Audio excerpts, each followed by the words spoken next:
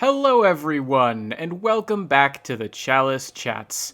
I have just finished spot checking my previous episode, and I am remembering now, and I'll probably edit this into the previous episode so that, again, I don't leave people hanging for a ridiculously long period of time. But I remembered that the thing that I had started to say that I forgot and thought I remembered, but actually didn't, was that I am going to check around the lanterns for illusory walls in Pthumeru, but I'm not going to go back to ease. If I missed them, I can check out those things off camera. So hopefully the issue was not in ease. So anyway, we're back going down a pre-lantern pathway, and interesting. This looks like a poison swamp setup, like I would expect to see. Yeah, even with the central rock over there. I would expect to see this in the Hintertombs. I kind of like the idea that Pthumeru is like the progenitor of all the other chalices, and therefore it has elements of all of them, including the Hintertombs. So you've got a giant poison swamp like this. I think that's a cool idea. I don't think it actually works because just because there's nothing like what's it called? There's nothing like ease. I was just talking about it and I forgot it. It's funny. I'm busy watching this guy down here run around. Does not seem particularly interested in climbing up the ladder. So okay, that's fair. Where are you? Hello. Yep, I'm just gonna slide down here. Oh, did not see that one, but was fortunately. Ow! They hit hard. Fortunately, I was staying in motion and are quite robust. Let's see if that changes. Wow, that doesn't even change that much when I buff the Tanatrus. I am impressed. Yeah, even these, even just these, skinny little dudes. Regular guys are starting to get, quite fierce, it seems. Also, it looks like, I was talking about this reminding me of the Hintertombs, but you can kind of see this like rainbow sheen, and you note that in the top left there, as I go in, that little bag icon shows up. That's the oil. Well, I think of it as a bag. I don't actually know. I've never looked too closely at it. But it's the same thing, I think, as the picture of the oil urn on the oil urn item. And it indicates an oil effect, which means at least some of these guys are probably going to be throwing Molotov cocktails, and that would be quite a nasty thing to wander into. So, interesting. Not poison, but oil. Well, well. So I'm going to keep running around here. And as I do so, I was going to talk about, oh yes, the one thing that I kind of wanted to talk about in the previous Chalice chat that I decided, you know what, I'm having a hard enough time just trying to make sense, was the direction I am taking this character. So, is that a guy over there? It looks like it, but he also doesn't seem to care about me. So, yeah, unfortunately, I don't see any undead giants. So let me just show. I've gotten some levels here. You'll notice I am leveling up my skill. It is now at 11. Last episode, I don't think I showed it, but it was at 10. And prior to that, it had been around 9, I think. Because I think the last 2 levels I've been putting into skill. Which means you'll know I made my decision that I was talking about from a few episodes ago. I've decided I'm going to go for a more versatile range of weapons as I continue to level up, rather than go for more arcane. I figured this is a split arcane physical build anyway, and I might as well go for the weapon versatility, kind of really lean into that.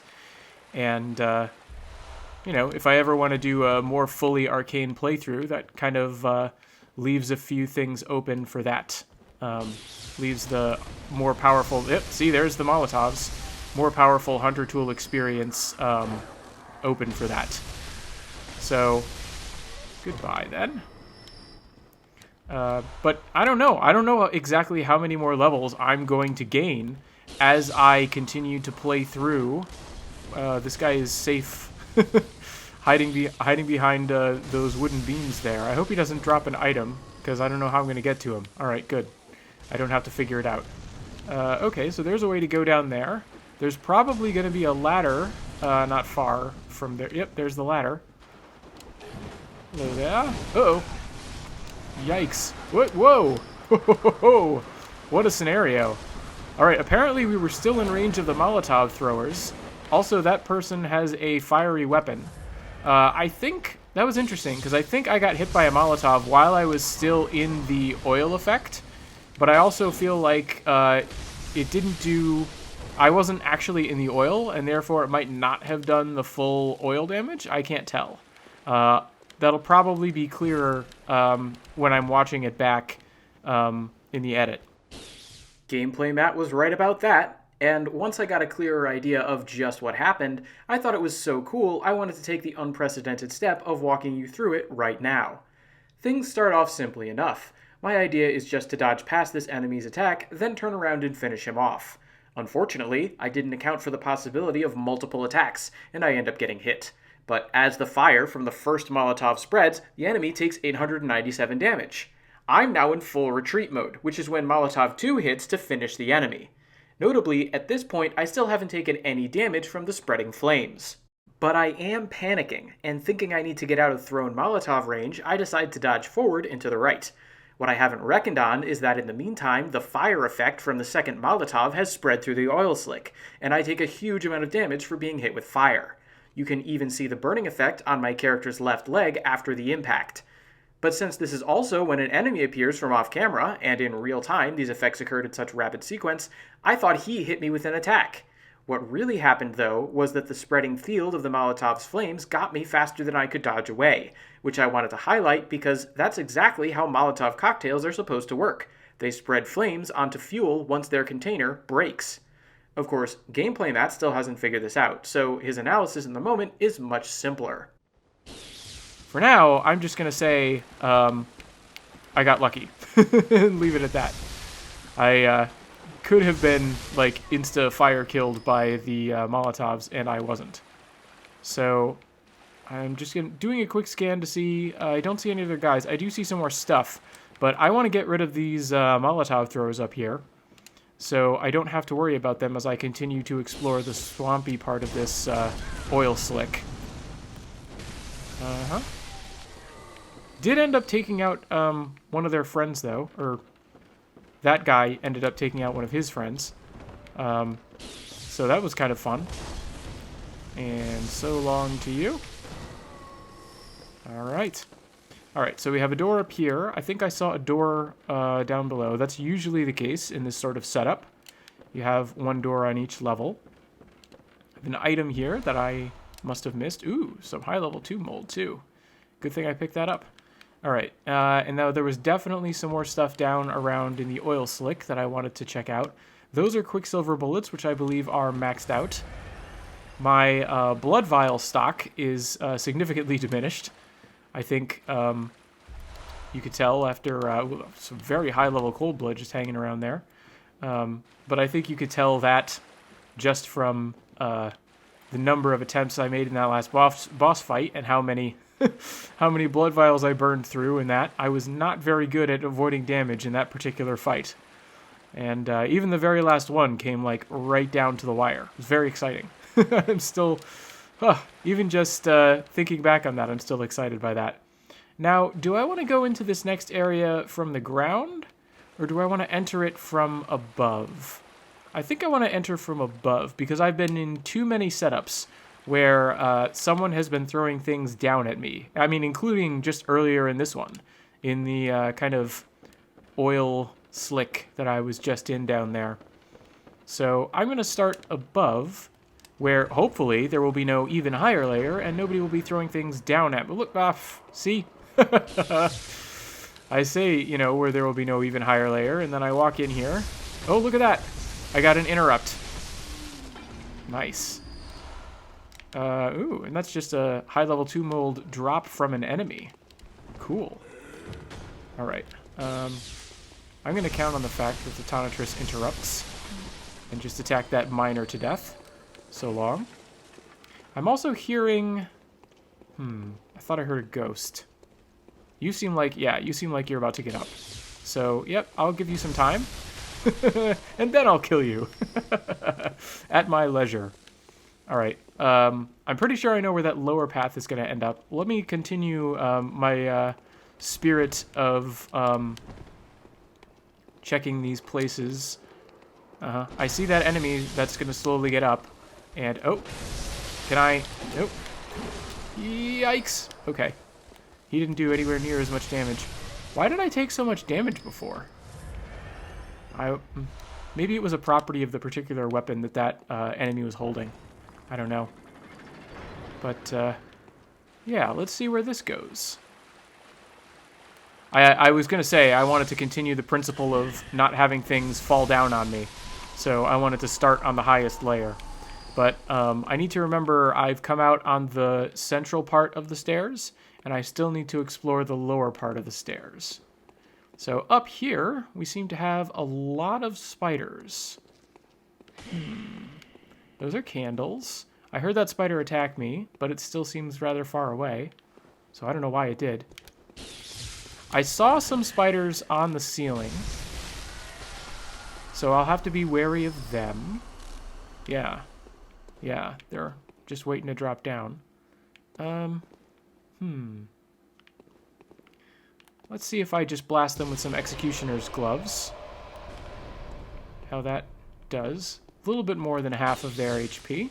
So, actually, I think it's better... Ow. I think it's better than my Tonitrus. Which is cool. Oh, the buff wore off at the worst possible time, leaving it with a sliver of HP. How annoying. Oh, and they drop Quicksilver bullets, so that's all the more reason to spam the Executioner's Gloves. And apparently that knockdown protected it from 2 of the ghosts. That's something else that I noticed while I was editing. Apparently, I was thinking my Executioner's Gloves weren't doing as much damage as I would have hoped from like a weapon attack or something against that last boss. But in reviewing the footage, it looks like I might have been... not comparing them as well as I should have, because one of the ghosts, I think, ended up missing. But ultimately, I mean, that was such a fast-moving boss. I don't think that was a huge loss. So, that's okay. Plus, it worked out. You know, I'm past that boss. No longer a problem that I have to deal with or worry about. Yeah, I like picking up these bullets, because it means I don't have to use blood bullets. Although, I guess if I'm going to, you know, it's still the case where if I need a small amount of healing as opposed to a full blood vial's worth, it's probably worthwhile to make the blood bullets. Aha! Come down. Oh, these are, at least some of these spiders are the ones with the human heads. That's, interesting. That's a potential connection to, what's it called? Not ill. Ease. That's a potential connection to Ease, because I remember there were a bunch of human-headed spiders in Ease. But pretty minor, considering how different the rest of Ease is. And some blood vials. I definitely need lots of those. Okay, just roll against some of these walls here. You never know. I never know. Maybe you do. I don't. Yeah, I feel like those shelves with all the skulls are probably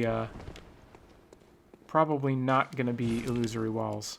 And I keep wanting to pick those up and I can't. What have we got here? Ah! A bunch of Ritual Blood 5s. That's good. That's good. I mean, this may be the last story chalice that I make, but it's not going to be the last chalice that I make. So... getting those materials is still useful. And, wow, I have a lot of blood echoes right now. Oh, I forget how fast they accumulate. It's crazy.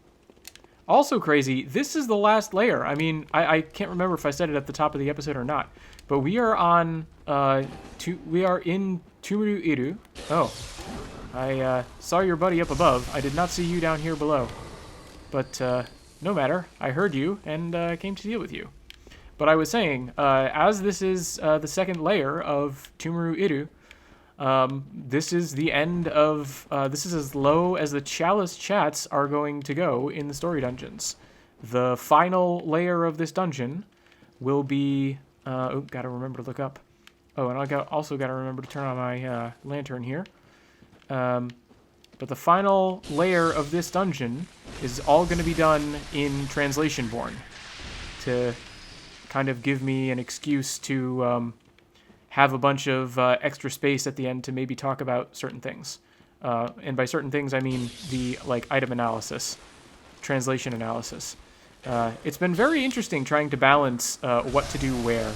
I'm pretty sure I'm trying to work out a plan to finish talking about everything. Not entirely confident that I will succeed, but I'm going to try. And the way that I can kind of punt is continuing to add more Chalice material, because that's just a little bit more space. Because obviously my approach in Translationborn is I show something on the screen, and then I need a certain amount of dead space in terms of more information in order to... Oh, here we go. This is the entrance down into the oil slick. I need a certain amount of dead space in order to do my translation analysis after the fact. So, one of these ways I've been, this with the lantern dudes, this is going to be the way I haven't been. And look at all these rats, and also that guard. Hello, all these creatures. Let's come back and make some blood bullets. Keeping an eye on the potential incursion. Oh, also, I totally would have been gooped had it come to that. See if I hit that one at all. Probably not. I don't think it did. But, yeah, I was saying my final route in Translationborn, which I am trying to work out, is going to be very weird. It's going to be a lot of kind of leaving one boss alone and... or, you know, beating one boss and then leaving them alone and then coming and doing something else and bouncing back and forth between the DLC, the main game, and the other things, the chalices. And it's going to be a balancing act. I think I can pull it off, even if it's a little bit, you know, counterintuitive from a strict gameplay sense. Wow, that rat came out of nowhere. Whoa! I saw that one coming, but it was still... it was still quite a thing to see it hurtling through the air at me at close range. Didn't realize that would survive with such a small amount of HP, but we dealt with it. A rat's attack, still not that powerful. And I'm feeling relatively safe, obviously, going into this room, having killed so many rats. Could have been a terrible decision, but it worked out. Just doing some cursory rolling. I checked, by the way, twice now, the ceiling, to make sure I don't have to worry about... any goop. Looks like I don't have to. I see the big guys coming at me. I wish I had gotten the rat alone before... Oh, the rat is still alive. Alright. So, big guy. Let's just keep you on the run here while I fill up some healing. That was a very effective usage of blood bullets to heal there. Alright, now you're just going to get constantly blasted by my Executioner's gloves. One more? Yeah, alright. I wasn't entirely sure when I said one more if it was really going to be enough, but it was. Hooray! So that is going to give us access to the main treasure down this particular side path. Wow, that's a lot of Tomb Mold 5. And a lot more. Holy smokes. I'm rolling in it. Man, high-level Chalice materials. They are throwing them at me almost as generously as they are throwing Blood Echoes at me. Man, I think I actually have enough for like 2 levels right now. This is crazy. You'd think I'd get used to it, but I just don't. Okay, I feel like... Okay, this way leads back to the staircase. And I think this way led to the door. Right? No, this way leads to the treasure. Did I leave something? I left something. Oh, a bunch of bullets. Well, I've been using them, so I'm glad I got them. I can't believe I just ran right by him. I'm glad I got somewhat lost. But, yeah. I think that is going to be the end of this pathway. I've once again come out of the stairs. Somewhere around here there was a path to the lower level door, so I know I've gone that way at least once, and can effectively cross that off my list of pathways. And I've definitely been through everything on the oil slick. I just want to make sure, because I'm not entirely certain that I have gone every last way in this particular side path. I definitely feel like I've explored this oil slick, and I definitely feel like I have explored everything across the way there. But I can't remember if there was another way to go over by the entrance here. The answer is probably no. Yeah, this is looking very definitive. Okay, cool. Well, I am going to head back to the dream. I'm going to do some leveling up, and, you know, this is a little bit short, but if I go on, I imagine it's going to get very long. So I think I'm going to call the episode here. I will go back to the dream in between episodes, continue making my all-purpose build, physical arcane split of every kind. Might even throw some blood tinge in there if I end up leveling up like crazy, but I'll, you know, generally keep you up to date on that. Until then, I appreciate your stopping to watch this episode. I hope you join me for the next one, and until then, thanks for watching, everyone.